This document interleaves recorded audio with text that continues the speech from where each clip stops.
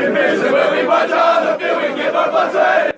this is Coach Cat at Lake Forest College, and you're listening to the Lake Forest Podcast. Coach Catanzaro, head coach of the Lake Forest College Foresters. You're also the assistant athletic director at Lake Forest College. You're going for your doctorate in philosophy, and you got a football team that is undefeated and killing it. Am I right on all counts?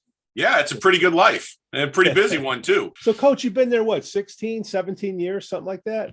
Yeah, I got here in February of 2006. Came here as the defensive coordinator for Brent Becker, who's now the head coach at Stevenson High School. I've been here ever since. So it's been, grew into the head coaching position about 3 years after that. And I've had a pretty exciting run since I've been here. We got to make sure we don't forget, you got homecoming this weekend, right? We do. Illinois College, and about 1,500 to 2,000 alumni will be back, and it'll be it's a big game. IC has been we're about 5-5 against them over the last decade. They're a pretty talented defensive team. They're having some quarterback stuff they got to figure out, but it's going to be a big game for us. Now, what time's the game? And when is it? 2 o'clock. So we'll be at 2 o'clock kickoff. Yep. Now, Coach, I'm a Fairweather fan. Okay. I haven't been there yet. I've lived in Lake Forest 4 or 5 years. I went to the high school football games because my nephew played there. And now I got a football scratch that I need to itch, and you guys are winning. So I'm Fairweather. What are the ins and outs that I need to know about going to a football game? Like the parking, how many people, is there a good time to get there? Like, is there food there? What do I got to bring stuff? Yeah, I mean, like any other college football environment, we got a great tailgating environment. And I think that's one of the things a lot of people don't realize is that on any given Saturday, we have a football game. There's going to be 500 people tailgating, and you can get over here, and there's parking for that. Now, homecoming, we've got a few different things. There'll be some, because of the alumni stuff, there'll be, beer tents and stuff like that set up and things like that. So it'll be a little bit different than the normal Saturday. But yeah, there's tailgating. You got to bring your own, get over there and put the charcoal out and get it going. And, but when you get there, you're going to want to get there early. Yeah. You're going to want to get probably in the stadium, 20 minutes before the game starts. So you can see some of the pomp and circumstance that goes along with it. We do have, just like any place, you're going to have the dance team and the cheerleaders and all that kind of stuff out there. In terms of the crowd size, you're going to be between, 1,700 and 2,500 most weeks. And sometimes, this week will be a little bit bigger than that. It's a big, energetic environment. I think you're going to have a kind of unique in that all of our fans are on one side of the field. So you get the home fans, the away fans, everybody's all there. And then the end zone will be about 3 or 4 deep of people standing in the end zone, because they can literally get right on top of the field and be, there's no track around the field. There's none of that. So, I mean, if you sit in the front row of the bleachers on our sideline, you get to hear every coaching point that I make to our team as we go through the game. And you got to have if it's your son and you're a parent, I always tell everybody, you got to have thick skin if you're going to sit in the front row.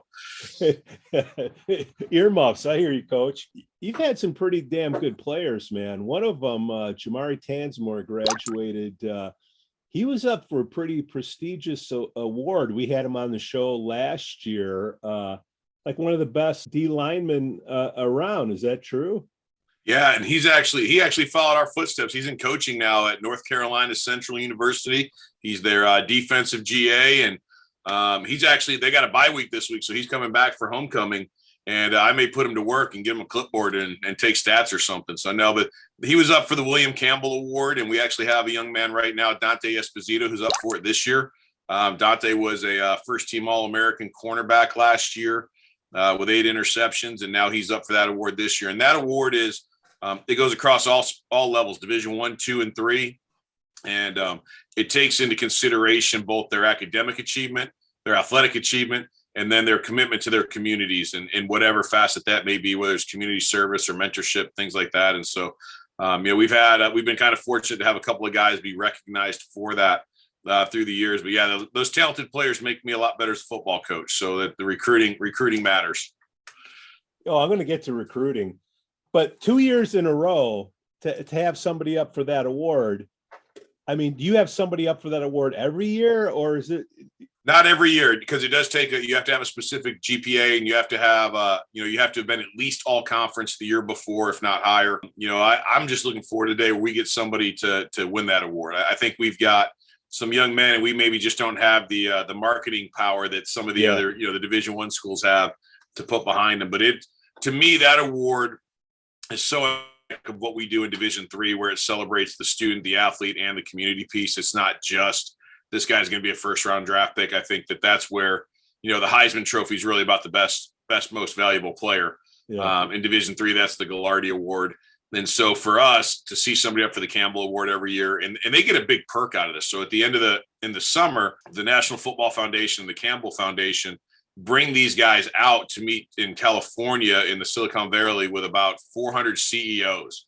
And so we've had some of our guys that were up for the award in the past have been able to go there, and now they're actually being brought back as mentors for that because of how well they showed there with the Division I athletes. And so there's a pretty big perk to this, even if they don't win.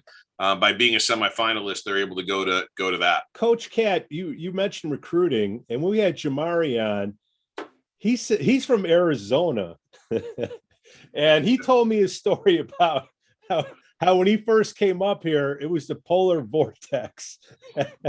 You're going to host some recruits when they come on. What are you going to tell those recruits that you wish somebody would have told you before, when you came on?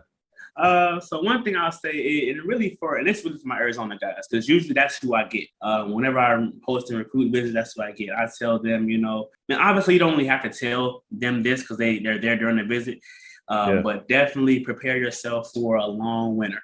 It's prepare cold. yourself. It is cold up here, and like I said, I don't have to tell them that because during the visits are normally in January, in February, and in March, stuff like that. So it's cold at that time.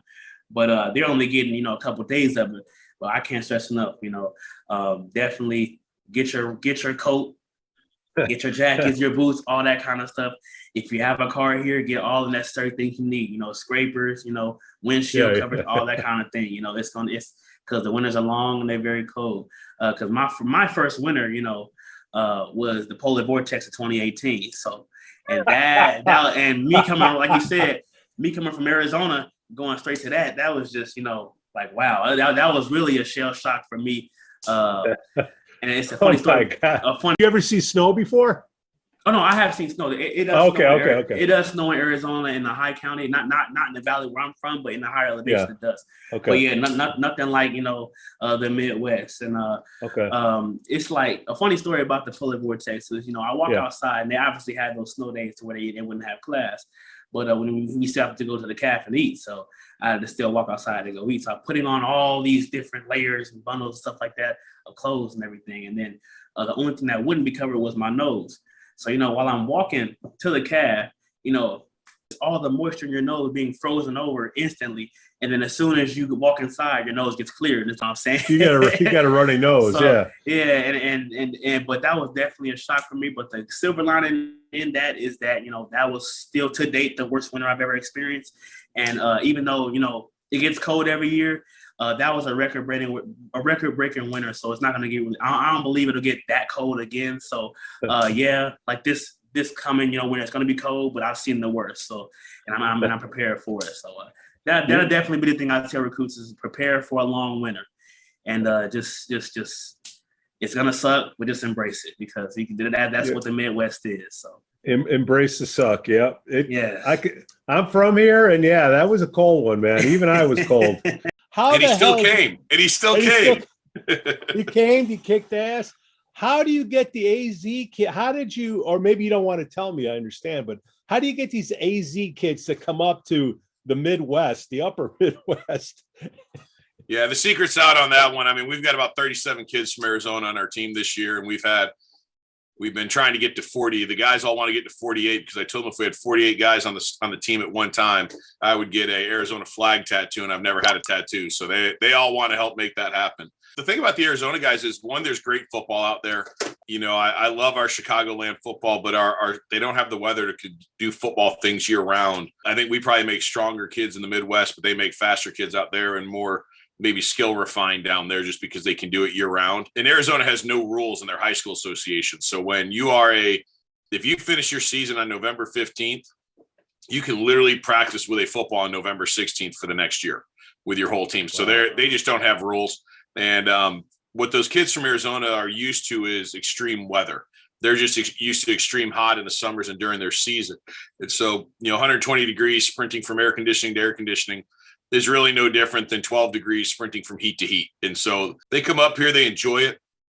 And I think that they, one of the other things is in Arizona, there's no Division II and Division III schools. So if a guy wants to play football, they've got to leave the state. And would you rather be in a Chicago suburb where you have access to internships or be in the middle of 4 cornfields and, Southern Illinois where I went to school? So, I mean, you get those types of situations where you can pitch some things at Lake Forest that other schools just can't provide. Wait, Southern Illinois? I went to Greenville. Not SIU. I went to Greenville. Right, that is definitely Southern Illinois. All right. I went to VSIU, so I understand. Yep. Let's talk about the city, the relationship between the college and the city. Does the city get involved with, promoting the homecoming? I think the Legion puts the flags up for the college and whatnot. But the reason I bring up the relationship is because me and my partner, Scu Walker, we're talking about the high school homecoming.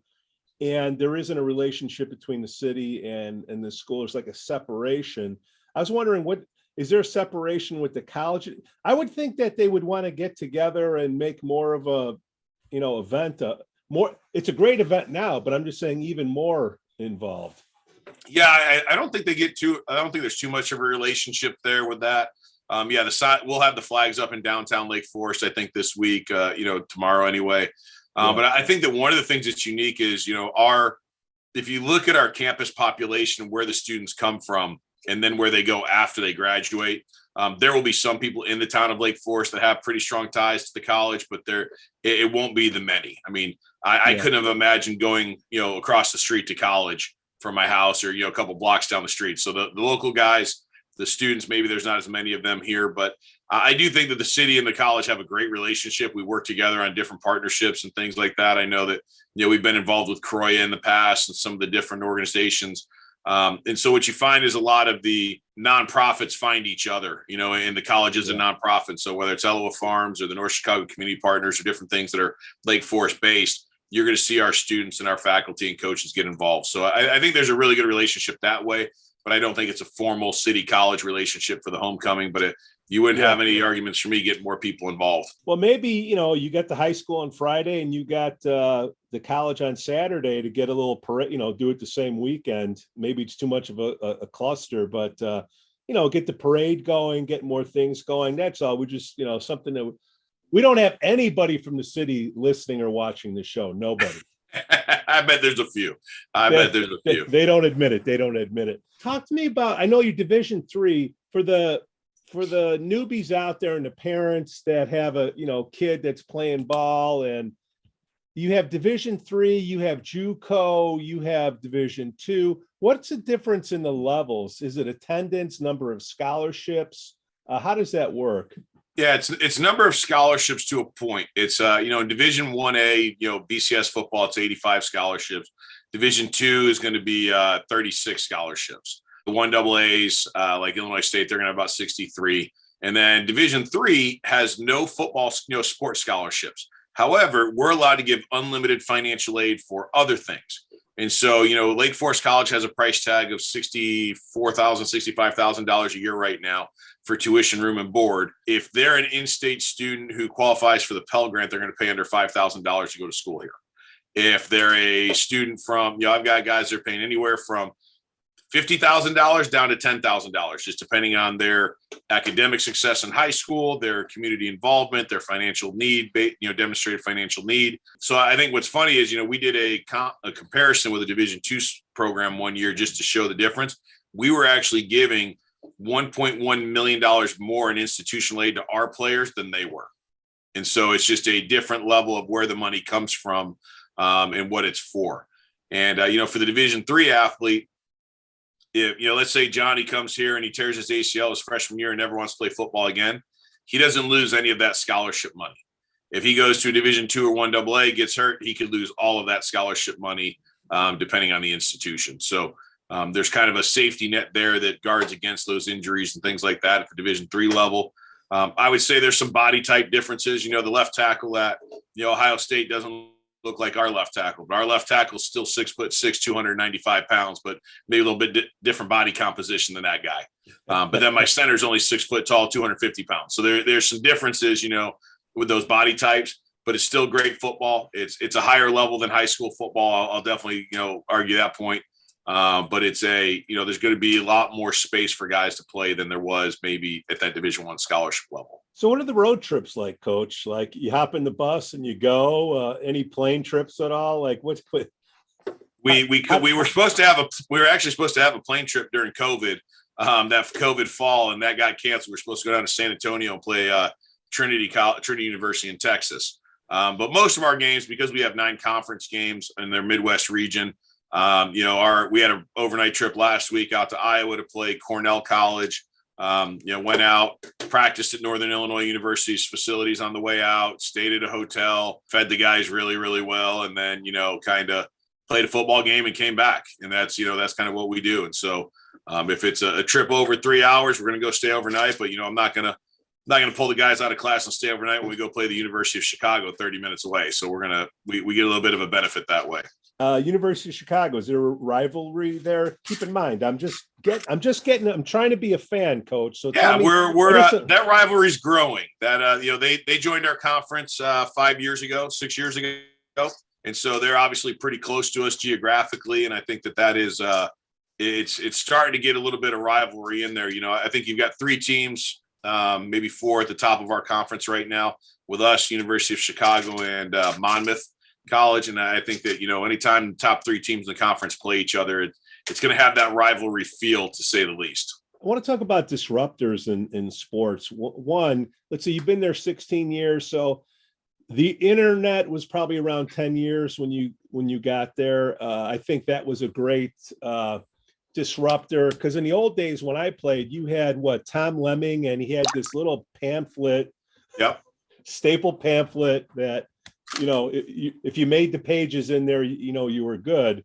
But then the internet came around, and you were Arizona, right? I don't know, but it definitely helps. There's only so many of those packets you can send out, and the parents just get overloaded, with all the materials that come in. How has that been a disruptor, number one? And then number two, it's not at your level, but in football in general, the college kids can get money now, right? It's at our level too. Don't worry. It's available at our level too. Talk to me about those two. Start with the internet. How has that helped? Maybe it's too obvious, but then talk to me, pay to play, money to play. So the internet definitely has exposed players from different geographic regions to schools they've never heard of. When I look at players, you used to have when I came out of college, high school, 1996, you had the Peterson's Guide to Colleges that your college counselor's office, you'd flip through and they'd say, here's the 7 schools that match your criteria. You go look them up. For kids in Arizona, they can do a lot more research and find out about us. Kids in Chicago can find out more about us. I remember my first year here in 2005 or 6, talking to a young man from Highland Park who thought we were a branch of CLC. And so I had to explain to him we weren't a 2-year college, we were a 4-year school. And that's somebody who grew up, 20 minutes from our campus his whole life. So being able to provide things to them, I think the one that, in recruiting for football in particular, the one that's really changed things is Twitter. Football is probably, college football recruiting is probably what is literally keeping Twitter alive at this point, because it's being used so much to transfer film. I mean, it used to be, you had to print off DVDs or VHS tapes. Yeah. Well, now your huddle link, you just send it out by email. You send it up, put it on your Twitter profile. Coaches can find you. They slide into your DMs, and then they try to recruit you to their college. That's kind of one of those things that's really changed. It's expedited, but it's also flooded parents and athletes with too many options, and options that maybe aren't even good fits, but they're showing an interest. So now, because they're showing an interest, the athlete or the parent has to feel like they give that person the time of day rather than saying no. And, I tell everybody I'll be told no 3,000 times in recruiting, but I'll be told yes by 45 kids. And that ratio is not really good from a business model, but it works in what we do. So the NIL stuff, this is really starting to take off at the Division I level for big money. So you're seeing people signing $1 million contracts, or, Bijan Robinson down in Texas getting, the Porsche deal and all these other things. What's starting to happen is some of the Division III schools are starting to use the NIL opportunities to, make up where their academic and scholarships. Now, Coach, hold on. What is NIL? Because remember, we got moms and dads, no clue. NIL is name, image, and likeness. And this basically comes out of the court case, the O'Bannon court case that went to the Supreme Court, where the video games that were being made with college sports were making money off the images without using the names of the players and the jerseys and stuff like that. And so the fact that somebody could use, your face and make money off of it and you not be compensated for it became a court case issue. The court favored and decided in favor of the student athletes. And so now the NCAA has had to take off all their restrictions that they used to say about amateur athletics. And now it's no longer truly amateur athletics at the Division I level because those guys can sign money just because they play football at Ohio State or somewhere else. And what you're starting to see in the Division III level is certain schools in certain areas, particularly down south in Texas, where they've got maybe a little bit bigger booster situation. We're going to give this kid a car. We're going to give this kid this to entice him to come to our school and play rather than doing it the other way. So Division III, I'm sure a bunch of alums get together and they come up with a fund and say, all right, we want to offer. Yep. They can absolutely do that now. And, it's totally legal now. We have not ventured into that at Lake Forest College. Maybe we'll get a collective of, people in town that want to donate some money and make that happen for us because they want to make a dominant Division III program. But it is kind of that next step. If the Lantern wanted to have, 5 of our players come there and sign autographs one day, they could pay them $1,000 each as a kind of a supplemental income to do so. I wouldn't recommend that. I don't think those autographs would be worth that investment, but we're getting there. Doesn't matter. It's only worth what somebody would be willing to pay, but that's a great idea. Maybe Joe from Chiefs would be all over that. There you go. Let's talk about mental health in football. You got a great neuroscience program at the college there. And I own a mental health business. Specifically, I do brain scans. And I try to get people to do a baseline before the season, especially high school athletes, because in case something happens, you have an EEG, you wear a cap with sensors, and something happens, you have something to compare it to. The NFL is testing those new helmets. We saw what happened with Tua and all of that. At your level, how does mental health come into play? And do you have any ideas what the future is going to look like for mental health? And like, if a kid gets his bell rung, how do we know to put him back in? Yeah, well, let's start with the absolute failure that took place on TV with how they handled Tua. That was absolutely atrocious. It was a huge step back in the way that concussions have been started to be handled. And I can't imagine what was going through anybody's mind letting him continue to play. So let's start there. The second part is, and I'll give you full disclosure, I'm actually on the Sports Science Institute committee for the NCAA. It's a partnership between the NCAA and the Department of Defense. It's about a $50 million yearly concussion data task force because the same thing that's happening to athletes is happening to those young men that are in the military. And so we are constantly involved. We're probably at a higher level as a Division III school than most Division I schools on some of the things we're doing. Now, so every one of our players wears a helmet that has Insight technology from Rydell, which is a 5-sensor helmet technology that takes every head impact exposure that they have. And they can tell us where on their helmet it takes place. They can tell us the degree of intensity that it can take and the number of G forces that are generated from it. Wow. So we have that in every single one of our players' helmets. Additionally, we're doing the same thing the NFL is doing, where our guys are wearing Guardian caps if they play in the front 7 and practice every day. So I think that there are coaches that are doing a lot to take that next step. And what that does, that data allows us to say, okay, what practice drills are we seeing the biggest head impact exposures? What are, and coaches want data. So if we have data points, we can work towards it. Is it this one player is having all these head impacts? It's a technique issue. He's leading with his helmet. He's doing this. How can we fix that as coaches? So I think that from the actual physical structural health that we're doing, taking steps ahead of a lot of other people with that. I think that the other part that we have an independent neurologist that meets with any of our guys that maybe do run into that situation. So we have had that partnership with Illinois Bone and Joint. So Dr. Sabino, our neurologist, is there. And then we are kind of secondary with Dr. Beth Piroff is our secondary consultant if we have something on kind of a higher level. But any player who's returning from a concussion at this point in under 8 days, or that bell rung or whatever it might be, I mean, that's just not acceptable anymore. We found the same thing you saw that happened with Tua. That second concussion within that shorter period of time is going to be significantly more severe than even the first one that they had. And I think that that's where the real problem for me with the way that one was handled was that here you are 5 days later, you did not give the healing process that was necessary. And I don't care what the player told you, you have to be independent of that player's feelings and say, yeah, that's not your back, that's your head.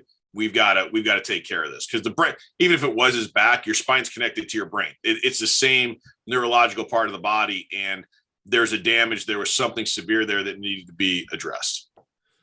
Well, Coach, I'm going to put my money where my mouth is. After the show, we'll connect, or you'll connect me with whoever. But I'd be willing to do the scans for everybody that comes into play each year. Scans at cost, just so you have it in the. You know, I offered to the high school. I'm offering to you guys. So appreciate that. Something there. So hit me up on that anytime, Coach. What else can we do to help pub up the event? Let's get you out to a game, man. Let's get you out of the game so you can do the scratch and sniff test. And I think that once you walk through that tailgate lot and grab a brat or something like that, and you get that vibe, we're getting that perfect weather. We're getting the perfect weather for football right now. I mean, it's going to be in the 50s. You and I are bigger guys. We won't sweat out there like we were the last couple of games. That's right. I think it'll be a lot of fun. I think that if you go there and you see it, it shows you the jewel that the city has at the college that maybe a lot of people haven't had a chance. They know there's a college here. They drive down Sheridan Road, they see it on both sides, but they don't even know where our football field is sometimes because of how it's kind of tucked in off Illinois Road behind the original Hallis Hall. So I think that if they get over here and they see a game and they start to think, oh wait, I can go tailgate here instead of having to drive down to Evanston or up to Madison or something like that and still watch a game and do it a lot cheaper, they might find a little bit more interest in that. Coach Cad, thank you so much for coming on the Lake Forest podcast. Appreciate you having me. Thank you. Lake Forest Podcast is supported by viewers and listeners just like you. Shark Guy Beach Fishing is a premier South Florida beach fishing experience out of Longboat Key, Florida. Their world-renowned captains not only put you on the fish, but to help you and your family make a memory of a lifetime.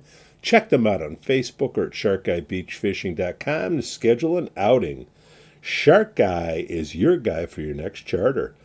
We'd also like to say we're thankful for our Patreon supporters, Reverend Luke Back from the Church of the Holy Spirit, Matt A., Elizabeth C., Coastal Lance, Otto, RDM, Johnny C. And we'd like to thank the Breakfast Club of Lake Forest, Captain Mike's in Kenosha, Wisconsin, the Brat Stop in Kenosha, Wisconsin as well, the Frolic Lounge in Waukegan, Illinois, and then the Greentown Tavern in Waukegan.